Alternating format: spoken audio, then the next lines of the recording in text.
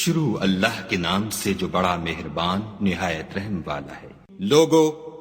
اپنے پروردگار سے ڈرو کہ قیامت کا زلزلہ ایک حادثہ عظیم ہے۔ اے مخاطب، جس دن تو اس کو دیکھے گا اس دن یہ حال ہوگا کہ تمام دودھ پلانے والی عورتیں اپنے بچوں کو بھول جائیں گی اور تمام حمل والیوں کے حمل گر پڑیں گے، اور لوگ تجھ کو متوالے نظر آئیں گے مگر وہ متوالے نہیں ہوں گے بلکہ عذاب دیکھ کر مدہوش ہو رہے ہوں گے۔ بے شک خدا کا عذاب بڑا سخت ہے۔ اور بعض لوگ ایسے ہیں جو خدا کی شان میں علم و دانش کے بغیر جھگڑتے اور ہر شیطان سرکش کی پیروی کرتے ہیں، جس کے بارے میں لکھ دیا گیا ہے کہ جو اسے دوست رکھے گا تو وہ اس کو گمراہ کر دے گا اور دوزخ کے عذاب کا رستہ دکھائے گا۔ لوگو اگر تم کو مرنے کے بعد جی اٹھنے میں کچھ شک ہو تو ہم نے تم کو پہلی بار بھی تو پیدا کیا تھا، یعنی ابتدا میں مٹی سے، پھر اس سے نطفہ بنا کر، پھر اس سے خون کا لوتھڑا بنا کر، پھر اس سے بوٹی بنا کر،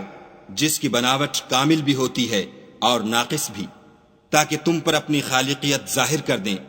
اور ہم جس کو چاہتے ہیں ایک میعاد مقرر تک پیٹ میں ٹھہرائے رکھتے ہیں، پھر تم کو بچہ بنا کر نکالتے ہیں، پھر تم جوانی کو پہنچتے ہو،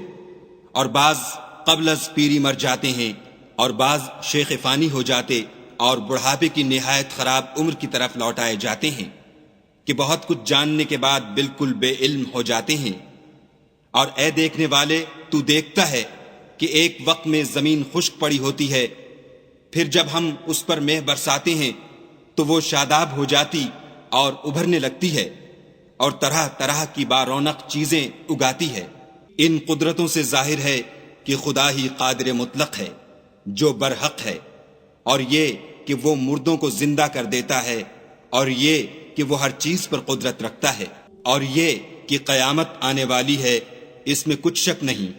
اور یہ کہ خدا سب لوگوں کو جو قبروں میں ہیں جلا اٹھائے گا۔ اور لوگوں میں کوئی ایسا بھی ہے جو خدا کی شان میں بغیر علم و دانش کے اور بغیر ہدایت کے اور بغیر کتاب روشن کے جھگڑتا ہے اور تکبر سے گردن موڑ لیتا ہے تاکہ لوگوں کو خدا کے رستے سے گمراہ کر دے، اس کے لیے دنیا میں ذلت ہے، اور قیامت کے دن ہم اسے عذاب آتش سوزاں کا مزہ چکھائیں گے۔ اے سرکش،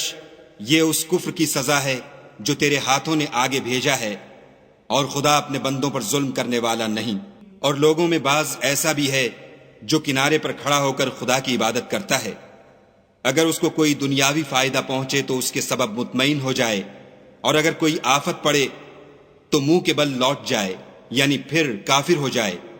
اس نے دنیا میں بھی نقصان اٹھایا اور آخرت میں بھی، یہی تو نقصان سری ہے۔ یہ خدا کے سوا ایسی چیز کو پکارتا ہے جو نہ اسے نقصان پہنچائے اور نہ فائدہ دے سکے، یہی تو پرلے درجے کی گمراہی ہے۔ بلکہ ایسے شخص کو پکارتا ہے جس کا نقصان فائدے سے زیادہ قریب ہے، ایسا دوست بھی برا اور ایسا ہم صحبت بھی برا۔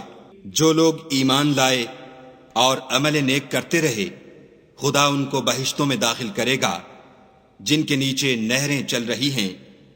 کچھ شک نہیں کہ خدا جو چاہتا ہے کرتا ہے۔ جو شخص یہ گمان کرتا ہو کہ خدا اس کو دنیا اور آخرت میں مدد نہیں دے گا تو اس کو چاہیے کہ اوپر کی طرف یعنی اپنے گھر کی چھت میں ایک رسی باندھے، پھر اس سے اپنا گلا گھونٹ لے، پھر دیکھے کہ آیا یہ تدبیر اس کے غصے کو دور کر دیتی ہے۔ اور اسی طرح ہم نے اس قرآن کو اتارا ہے جس کی تمام باتیں کھلی ہوئی ہیں، اور یہ یاد رکھو کہ خدا جس کو چاہتا ہے ہدایت دیتا ہے۔ جو لوگ مومن یعنی مسلمان ہیں اور جو یہودی ہیں اور ستارہ پرست اور عیسائی اور مجوسی اور مشرک، خدا ان سب میں قیامت کے دن فیصلہ کر دے گا۔ بے شک خدا ہر چیز سے باخبر ہے۔ کیا تم نے نہیں دیکھا کہ جو مخلوق آسمانوں میں ہے اور جو زمین میں ہے، اور سورج اور چاند اور ستارے اور پہاڑ اور درخت اور چارپائے اور بہت سے انسان خدا کو سجدہ کرتے ہیں، اور بہت سے ایسے ہیں جن پر عذاب ثابت ہو چکا ہے، اور جس شخص کو خدا ذلیل کرے اس کو کوئی عزت دینے والا نہیں۔ بے شک خدا جو چاہتا ہے کرتا ہے۔ یہ دو فریق ایک دوسرے کے دشمن اپنے پروردگار کے بارے میں جھگڑتے ہیں، تو جو کافر ہیں ان کے لیے آگ کے کپڑے قطع کیے جائیں گے اور ان کے سروں پر جلتا ہوا پانی ڈالا جائے گا۔ اس سے ان کے پیٹ کے اندر کی چیزیں اور کھالیں گل جائیں گی، اور ان کے مارنے ٹھوکنے کے لیے